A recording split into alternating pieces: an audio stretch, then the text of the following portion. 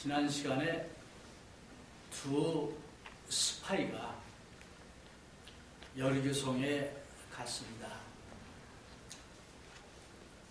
갔다가 바로 신고가 들어가서 여리고 왕의 그 병정들이 잡으러 왔을 때에 그 라합이라는 그 기생이 그들을 보호해주고 또 그들이 모든 정탐을 끝내고 다시 돌아왔습니다.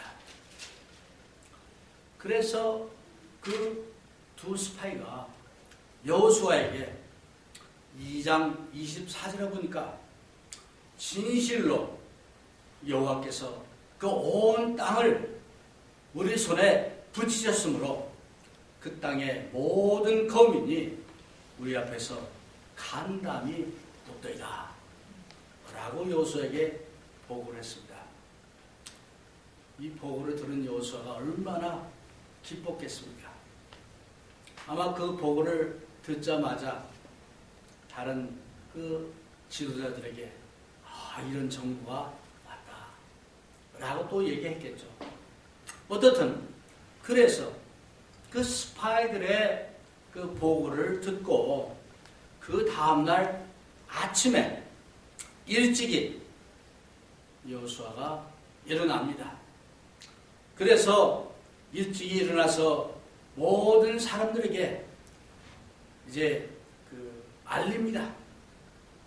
앞으로 3일 후에는 너희가 제사장들의 그 법궤를 따라가서 우리가 요단강을 건너겠다 라고 통보를 하는 얘기가 나옵니다. 그래서 이제 이스라엘 사람들이 시딤이라는 곳에서 떠납니다. 성경에는 간단하게 저들이 떠났더라 그런데요, 한번 생각해 보세요. 200만 명이나 되는 사람들이 떠나려면은 그 보통 일이 아니에요. 천박도 다 거둬야죠. 뭐 자기들에게 짐도 다 이제 뭐 거둬야죠. 또 거기는 아이들도 있고 노인도 있고 여자들도 있고 등등 많이 있을 거 아니에요.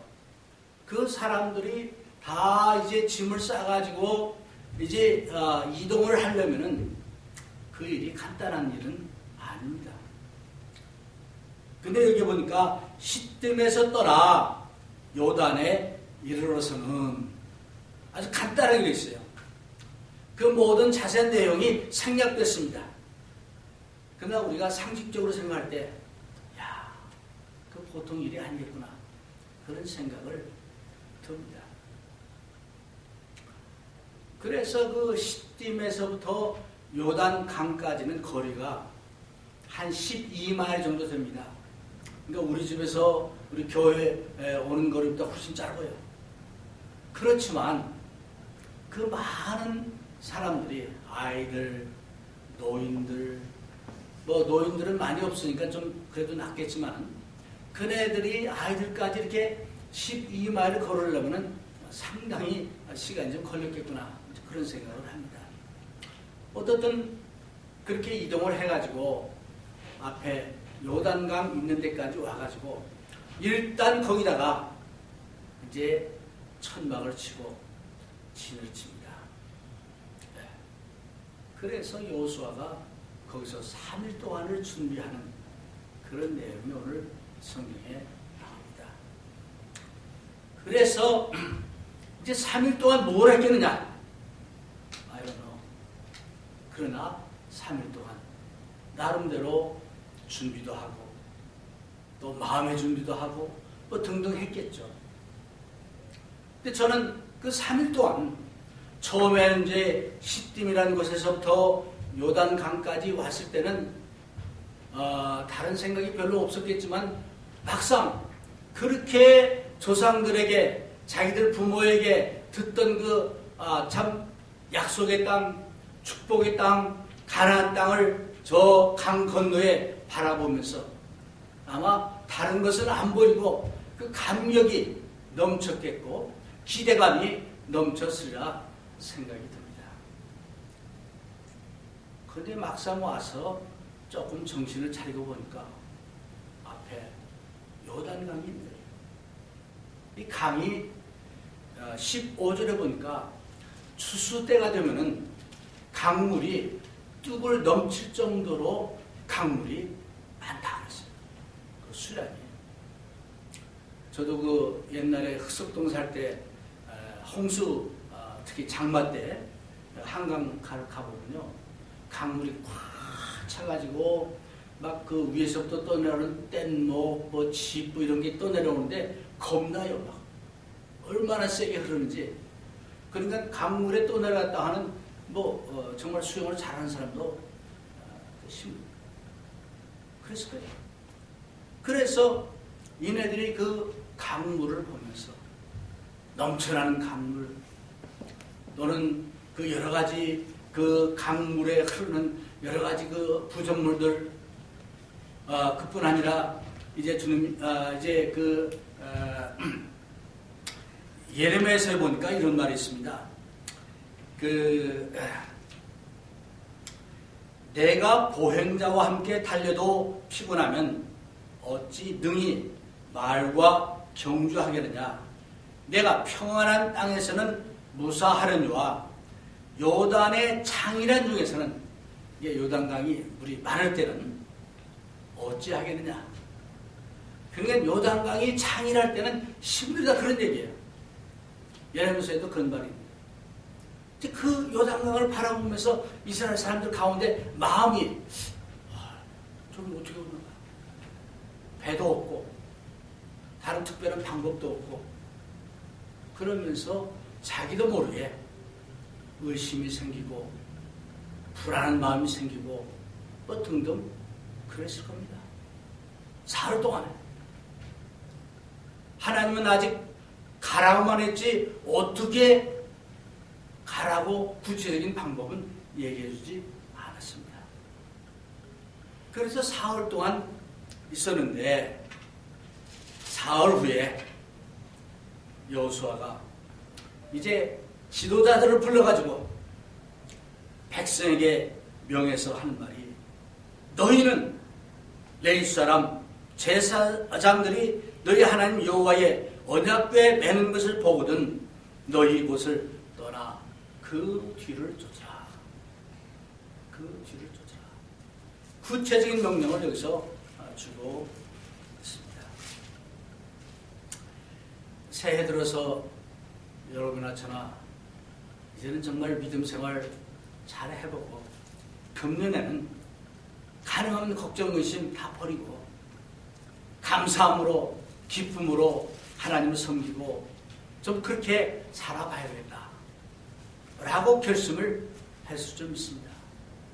그런데 막상 그것을 실천을 하려고 보니까 주변에 이것저것 장애들이 보입니다. 여러분들 나름대로의 요단강이 보일 겁니다. 그 범람한 요단강이 보이고 그 센 이제 물이 흘러가는 그 요단강이 보이고 도저히 내 힘과 내 능력으로 또 내 믿음으로는 어떻게 할 수 없는 그런 요단강이 보일 수 있습니다. 그럴 때 우리는 의심합니다. 올해도 안 되겠어. 그렇게 또 하루를 지나야지. 그렇게 내가 간구하고 노력했지만 안 됐잖아.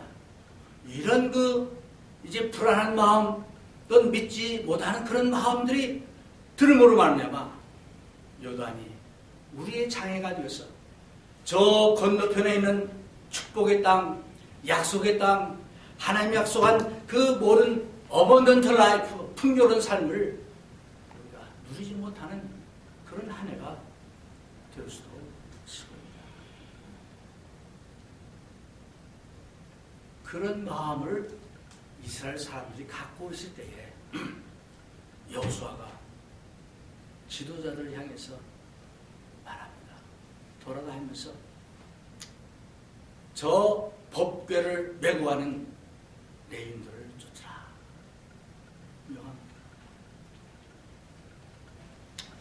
우리 각자가 대면하는 요단강이 너무나 세고 깊고 또 어떻게 보면 감히 건너볼 생각도 하지 못하고 미리 포기하는 경우도 있습니다. 매일매일의 삶이 무기력하고 매일매일 나의 영적 삶이 어떻게 보면 생명력이 없고 그날이 그날 같은 그런 마음이 들 수도 있습니다. 그런데 주님은 분명히 약속했습니다. 내가 너희들에게 풍요로운 삶을 주겠다. 요한복음 10장에서 말씀했습니다. 그 풍요로운 삶은 어디 있습니까, 주님? 주님이 약속하신 그 평안과 평강은 어디 있습니까? 혹시 그런 마음이 들지 않습니까? 그런 여러분들에게 요단강을 건너는 첫 번째 명령으로 법궤를 쫓으라. 이스라엘 백성들도 그런 마음을 했을 때 법궤를 쫓으라 말합니다. 사도행전을 공부하면서 우리는 신이 납니다. 야, 우리도 그런 초대교회 같이 정말 그런 악조건 속에서도 그런 기쁨과 그런 그 교회 부흥과 뭐 이런 것들을 우리도 좀 체험하고 싶다. 그런 마음이 넘치지 않습니까? 그런데 어쩐지 우리는 그렇게 안 되는 것 같아서 마음이 답답하고 낙심되지는 않습니다. 그런 우리를 향해서 여호수아에게 하나님이 말씀하는 것처럼 첫 번째로 언약궤를 쫓으라 라고 명합니다. 그러면서 하시는 말씀이 3장 4절에 이제 여러분은 한 번도 가본 적이 없는 길을 가게 될 것이요. 그러나 언약궤를 따라가면 어느 길로 가야 할 것인가를 알 수 있을 것이요. 이게 쉬운 성경에 나온 말이에요. 이스라엘 백성들이 어떻게 요단강을 건널까 전전긍긍하고 이제 답답해 할 때에 그네들을 향해서 한 말이 언약궤를 쫓아가라. 너희들이 한 번도 가보지 않은 그 길을 이제 하나님께서 알게 한다. 무엇이? 언약궤다. 인도할 것이다. 그러면서 5절 하반절에 이제 우리 성경에는 이랬습니다. 여호와께서 내일 너희 가운데 기사를 행하시라. 이게 조금 옛날 말이라 이게 다 오질 않아요. 근데 내일 여호와께서 너희들에게 기적을 행하실 것이다. 그런 거예요. 하나님 믿는 여러분이나 저에게는 기적의 역사가 있습니다. 하나님께서 하나님의 뜻대로 살고 하나님을 섬기고 할 때에 하나님의 기사를 오늘 여러분에게 볼 것이다. 그런 말씀입니다. 그 하나님의 약속은 그때나 지금이나 마찬가지입니다. 우리가 하나님을 믿는 것은 형이 사학적인 것이요. 우리 인간의 생각 그 이상을 뛰어넘는 그런 것입니다. 말씀으로 하나님은 천지를 창조하셨습니다. 하나님은 하나님의 능력으로 천지를 주관하시고 여러분과 오늘 우리에게도 이 삶을 주관하고 계심을 믿습니다. 그래서 그 하나님께서 첫 번째로 명령하신 언약궤를 쫓아. 그 언약궤가 뭡니까? 언약궤 그 내용을 보면 출애굽기 25장 10절 이하에 보면 하나님께서 이제 모세에게 명령합니다. 언약궤를 재료는 뭐로 쓰고 금테두리를 하고 길이는 얼마 높이는 얼마 등등 합니다. 그래서 그 안에 세 가지를 담으라고 해요. 첫 번째는 하나님이 만들어주신 십계명 돌판, 또 하나는 만나를 담은 통, 또 하나는 모세의 지팡이입니다. 그러면서 그 언약궤 그 위에 그룹을 만들어가지고 언약궤를 덮는 그 날개 같은 걸 만들어서 하나님께서 거기에 임재하셔서 저들의 그 바치는 제물을 받고 하신다. 그런 말씀을 하고 있습니다. 바꾸 말하면 언약궤는 뭐냐? 임재하신 하나님의 구체적인 모습입니다. 그 언약궤를 쫓으라 라고 말하고 있어요. 이때까지는요, 이스라엘 백성들이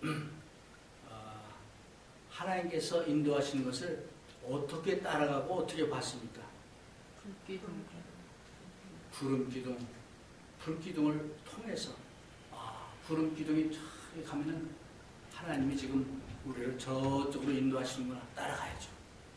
밤에는 불기둥이 움직이는 것을 통해서 하나님이 임재하시고 하나님이 역사하심을 알고 따라갑니다.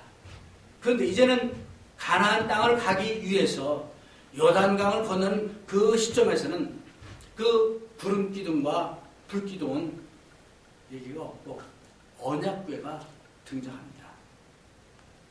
제사장들이 언약궤를 메고 가도록 명령했습니다. 평소에는요, 이 언약궤는 제사장들이 메는 게 아니에요. 고라 족속들이 메고 다녀요. 평소에는 특별한 날만, 특별한 일이 있을 때, 예를 들어서 솔로몬이 성전을 건축하고 그 성전을 이제 봉헌할 때 제사장들로 하여금 언약궤를 옮기도록 했어요. 그런 특별한 날만, 특별한 때만 제사장들이 언약궤를 이제 움직입니다. 그래서 그 제사장들이 언약궤를 메고 앞으로 가게 하고 이스라엘 사람들은 언약궤를 쫓아가라 라고 명령합니다. 그래서 조금 전에 설명드린 대로 언약궤는 하나님이 같이 하신 그런 모습입니다. 임재하심. 바꾸 말해서 하나님이 우리와 함께 하신다 하는 말이 신약에서는 뭐예요? 네 글자. 임마누엘. 오늘 예수님이 우리와 함께 하신다 하는 임마누엘. 하나님이 함께 하신다. 임마누엘. 그 임마누엘 하나님 언약궤를 바라보고 쫓아가요. 근데 그 뒤에 보니까 한 2000 큐빗을 가까이 가지 말고 2000 큐빗쯤 떨어져 가라 그랬어요. 왜 2000 큐빗을 떨어져 가라고 하실까요? 생각해 봤어요. 낮에 구름 기둥은 키 큰 사람, 작은 사람 다 볼 수 있어요, 없어요? 다 봐요. 노인이든 젊은 애든 아이든 구름 기둥 다 봅니다. 밤에 불 기둥 다 볼 수 있어요. 마찬가지로 2000 큐빗이면 우리 거리로 한 해프 마일, 반 마일 정도 되는 건데 그 정도 앞서 가면서 하나님의 길을 더 갈 때 그것을 바라보고 쫓아가라. 그랬어요. 히브리서 12장 2절 이하에 보니까 믿음의 주요 온전케 하시는 주 예수를 바라보라. 주목하라. 마찬가지입니다. 너무 가까이 가면은 안 볼 수도 있고, 하나님을 불경하게 할 수 있고, 너무 멀리 떨어지면은 안 볼 수 있고, 딴 길로 갈 수 있죠. 2000 큐빗쯤 떨어져서 하나님 인도하시는 그 길을 따라서 가라. 그런 말이에요. 우리 살아가면서 어떤 때는 우리가 가보지 않은 그런 길을 갈 때는 답답합니다. 뭐 유행가에 있는 대로 이리 갈까 저리 갈까 돌아갈까 전라도로 갈까 경상도로 갈까 아니면 충청도로 갈까 뭐 그런 노래 있죠. 그런 게 있어요. 근데 우리 믿는 사람들은 법궤를 따라가라. 임마누엘 하나님을 따라가라. 그래서 이 법궤를 이스라엘 사람들이 따라감으로 말미암아 저들이 가보지 않은 그 길을 갈 수 있게 된 것입니다. 그 말은 바꾸 말해서 이스라엘 사람들이 한 번도 가보지 못한 그 길, 정말 건너가기 힘든, 건너갈 수 없는 그 요단강을 건널 수 있는 그 길, 법궤의 말을 따라서 가면 그 길이 열리는 것을 우리가 봅니다. 이제 이때나 그때나 하나님은 살아계시고 우리를 인도하십니다. 그래서 그 하나님께서 우리에게 주신 귀한 말씀이 있습니다. 여러분과 저에게는 하나님의 방법, 하나님의 길이 있습니다. 예수님은 말씀합니다. 나는 길이요 진리요 생명이라고 했습니다. 그 예수님을 우리가 바로 쫓아만 가면은 내 앞에 있는 그 어떤 요단강도 우리가 건널 수 있음을 믿으시길 바랍니다. 두 번째는 5절에 보니까 여호수아가 또 백성에게 이르되 너희는 스스로 성결케 하라. 스스로 성결케 하라 라고 명합니다. 성결에 대한 얘기가 성경에 많이 나옵니다. 출애굽기 19장 10절에 보니까 그때는 이제 다른 경우였죠. 모세 있을 때 너는 이스라엘 백성에게 가서 오늘과 내일 그들로 성결케 하며 그들로 옷을 빨게 하며 예비하여 제3일을 기다리게 하라 라는 말씀이 있습니다. 그래서 성결케 한다 하는 그 말 자체가 뭐냐면 준비하는 거예요. 준비. 어떻게? 이스라엘 사람들은 어떤 것이 성결한 것이고 어떤 게 불결한 것인가를 레위기서를 통해서 아주 자세하게 설명하고 있습니다. 우리 성경을 통해서 잘 알잖아요. 그래서 이 사람들은 이미 잘 알고 있어요. 사흘 후에 이를 요단강을 건너기 전에 먼저 내가 불결한 것은 무엇인가 한번 체크해보고 준비하고 깨끗이 하고 옷도 빨고 몸도 씻고 뭐 등등 이런 일을 하라는 얘기예요. 예수님이 승천하시기 전에 제자들에게 바로 성경을 선물로 안 줬습니다. 너희들은 예루살렘에 돌아가서 다락방에 가서 기도하며 기다리라. 준비하도록 했죠. 성결케 하는 것은 첫 번째 자세, 우리의 그 마음의 자세, 준비하는 자세 이런 것이 필요한 겁니다. 그런데 성결케 하는 것은 뭐냐? 거룩하지 않은 그 어떤 것, 이런 것들을 회개할 것은 회개하고 외적으로는 옷도 팔고 뭐 준비하고 뭐 그런 것을 얘기합니다. 디모데후서 2장 20절에 보면 그 큰 집에는 여러 가지 많은 그릇이 있는데 그 그릇을 깨끗이 씻으면 주께서 크게 쓰실 것이다. 성결케 하는 모습입니다. 그래서 이 성결, 이게 다른 말로 하면 거룩이란 말이에요. 거룩. 우리 찬송 중에 거룩 있죠? 성결. 구별된다. 그런 뜻입니다. 그래서 이제 사흘 후에 있을 그것을 준비하면서 내 자신을 스스로 거룩히 하고 구분하고 또 회개하고 이런 것을 먼저 하라고 얘기합니다. 레위기서 11장 아까 말씀드린 대로 그 레위기서 11장에 보면 모든 불결한 것 또 불결하지 않은 것 등등을 쭉 설명하면서 만약 그런 것을 이제 자기도 모르게 만졌을 때 범했을 때 어떻게 깨끗하게 되는 성결케 되는 그런 의식도 다 말씀하고 있습니다. 고린도후서 7장 1절에 보니까 이 약속을 가진 우리가 하나님을 두려워하는 가운데서 거룩함을 온전히 이루어 육과 영의 온갖 더러운 것에서 자신을 깨끗게 하자. 큰 일을 앞에 두고 이스라엘 백성들이 두 번째로 명령받은 것은 성결케 하라. 스스로 성결케 하라 하는 명령이었습니다. 새해를 맞이해서 여러분 축복된 땅을 가기를 원합니까? 요단강을 건너기를 원합니까? 스스로 성결케 되는 그런 일을 해야 되겠습니다. 이제 그래서 잘못된 이제 교례는 바로 잡고 다툼을 피하고 또는 여러 가지 주님이시여 우리가 주님 앞에 회개하고 주님께 간구하는 그런 역사가 있어야 되겠다. 그런 겁니다. 이 성결케 하는 것도 중요한 게 뭐냐?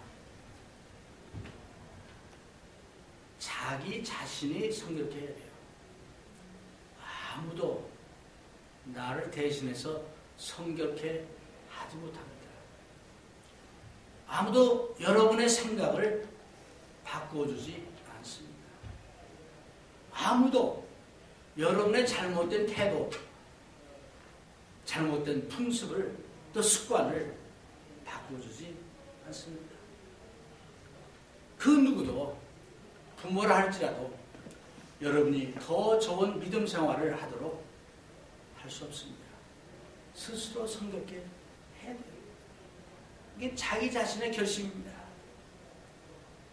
아무도 여러분을 향해서 교회 안에서 믿는 사람들이 만났을 때 하고 또 교회 밖에서 그 태도가 바뀌는 것을 도와주지 않아요. 스스로 깨닫고 이건 잘못이다 라고 우리가 바꿔야 됩니다. 스스로 성결을 해야 됩니다. 그 다음에 성결케 하는 것을 어떤 사람들은 자기 자신은 보지 않냐고 다른 사람이 성결케 되기를 원하는 마음이 더 많습니다. 그런데 성경은 스스로 성결케 해요. 여호수아가 이스라엘 백성들 향해서 너희는 스스로 성결케 하라 그랬어요. 다른 사람을 성결하도록 만들라 하는 것이 아니었습니다. 그러니까 초점이 어디입니까? 다른 사람이 아니고 나 자신입니다. 보통 우리는 나보다는 다른 사람들 생각을 먼저 합니다. 전에 몇 년 전에 예화로 들었던 양집사인가요? 제가 얘기했죠. 어느 경상도 시골 교회에 아주 열심히 나오는데 항상 이렇게 말이 많은 남 흉 많이 보는 이런 분이 있어요.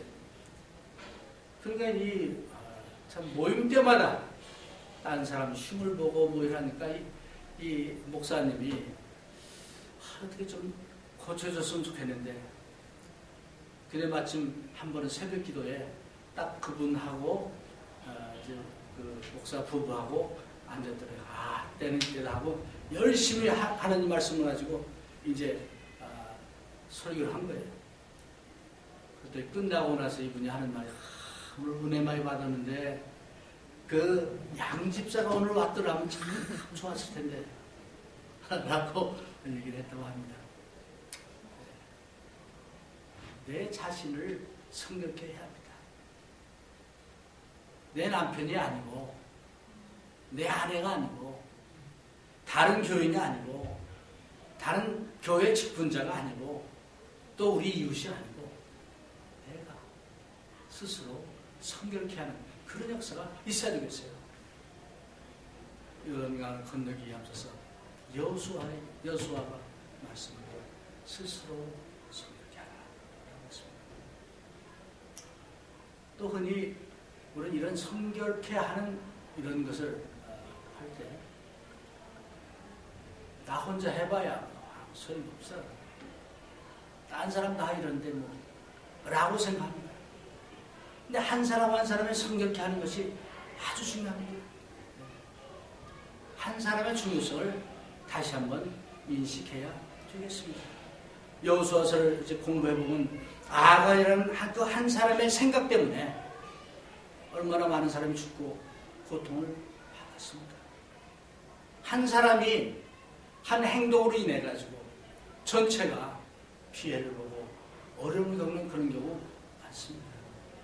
우리가 잘 아는 요아스 왕 같은 경우는 그 엘리사가 이제 죽어갈 때 얼마나 울었어요. 나의 아버지, 나의 아버지. 이스라엘의 평마요, 이스라엘의 평마요. 하고 막 눈물 흘리면서 하니까 그 선지자가 불렀어요. 그러지 말고 활하고 화살 가져와라. 그러면서 이제 활과 화살 가져온 그 손을 이렇게 자꾸 안수를 한 말이에요. 기도했겠죠. 그 창문을 열어라. 창문을 열었어요. 저쪽을 향해서 화살을 쏴라. 쐈어요. 그 다음에 한 말이 그 활을 가지고 땅을 쳐라. 활을 쏠 때 이것이 앞으로 그 너의 적을 물리치는 이것이다. 하나님 주신 복이다. 뭐 그렇게 얘기를 한 거예요. 그래서 땅을 치라고 하니까 이 요아스가 3번을 쳤어요. 3번. 그러니까 이제 엘리사가 화를 냅니다. 아니 치려면 5번이나 6번을 치지 왜 3번을 치느냐. 끝내냐 하면서 내가 3번을 쳤기 때문에 그 나라를 3번밖에 아람 왕을 3번밖에 공격할 수가 없고 3번밖에 이기지를 못하는데 그래가지고 완전히 진멸을 못 시켰는데 만약 5번, 6번을 쳤더라면 완전하게 진멸할 수 있을 텐데 라고 안타까워하는 그런 얘기가 열왕기 하에 13장에 나옵니다. 그 한 사람의 믿음, 한 사람의 행동 이것도 중요해요. 여러분이나 저나 이제 다른 사람의 성결을 이야기하지 말고 내 자신의 성결을 스스로 성결케 하는 그래서 저 축복의 땅 가나안으로 들어가는 그 길을 우리가 찾아야 되겠습니다. 마지막으로 제사장들이 법궤를 메고 요단강을 갑니다. 하나님의 기적의 역사가 나타날 것이다, 보여줄 것이다 라고 했는데 이제 여호수아가 명령하니까 제사장들이 메고 요단강까지 간 거예요. 지금 앞에는 막 물이 그냥 범람하고 막 흘러갑니다. 근데 제사장들이 요단강 물을 밟는 순간 기적의 역사가 나타납니다. 그물이 뚝 그치고 뚝을 이룹니다. 뚝을. 기적의 역사죠. 하나님의 역사죠. 전지전능하신 하나님의 역사입니다. 그래서 그 뒤에 보니까 이스라엘 백성들은 마른 땅을 건너가려고 했어요. 제사장들은 법궤를 메고 그 가운데 서서 서 있는 겁니다. 네. 생각해 보세요. 여러분 100만 명 모인 거 한번 봤어요? 100만 명. 사진에서 봤죠. 200만 명. 어마어마한 숫자입니다. 굉장히 숫자예요. 그 많은 사람이 건너가려면요. 이게 좁아가지고는 안 될 거예요. 아마 상당히 더 넓을 겁니다. 넓은 길을 그네들이 다 건너갈 때까지 물이 멈췄더라. 그랬어요. 하나님의 기이한 원더, 기적입니다. 기적의 역사입니다. 어떻게? 제사장들이 명령대로 발을 물에 담궜을 때, 그래서 제사장들이 물에 담궜을 때 물이 멈추고 이제 갈라졌을 때 이스라엘 백성들도 믿고 그 요단 강에 발을 디뎠을 때 건너갈 수 있는 거예요. 어떤 사람들은요 이런저런 이유로 아직도 믿지 못해가지고 발을 디디질 않아. 발을 디디지 않아. 새해를 맞이해서 우리 한번 첫 발을 내뎌봅시다. 믿음의 발을 내디뎌봅시다. 이건 안 돼. 나는 안 돼. 이거 버리고 기적을 행하시는 하나님의 능력을 우리가 믿고 한번 첫 발을 내뎌봅시다. 그래서 마른 요단강을 건너는 그런 기적의 체험을 여러분과 제가 할 수 있기를 원합니다. 물에 걸어오시는 예수님을 바라보고 베드로가 말합니다. 만약 주님이시거든 오라고 하십시오. 예수님이 오라 그랬잖아요. 그러니까 베드로가 딴 거 보지 않고 예수님만 보고 딱 물 위에 발을 내디뎠습니다. 처음엔 몇 걸음 갔어요. 근데 조금 가다 보니까 예수님은 안 보이고 이 발 아래 파도가 보이고 물이 보이고 겁이 나고 이제 그런 생각이 들었을 때요. 베드로가 빠질 수밖에 없었죠. 예수님을 바라보고 우리 한번 첫 발을 내디뎌 봅시다. 그럴 때 하나님께서는 하나님 역사, 기적 역사를 우리에게 보여주십니다. 2019년 모르겠습니다. 하나님이 어떤 기적 역사를 준비하시고 우리에게 주실지. 분명히 하나님은 축복의 땅을 준비해 주셨습니다. 풍요로운 삶을 준비하셨습니다. 여러분 개인과 교회에 좋은 계획을 갖고 계십니다. 그것을 위해서 우리는 법궤를 쫓아가고 성결케 하고 첫 발을 내딛어서 금년 한 해도 주님 안에서 승리하고 금년 말에 정말 여호수아처럼 우리가 승리자의 찬가를 부를 수 있는 여러분과 제가 되기를 주의 이름으로 권면해 드립니다.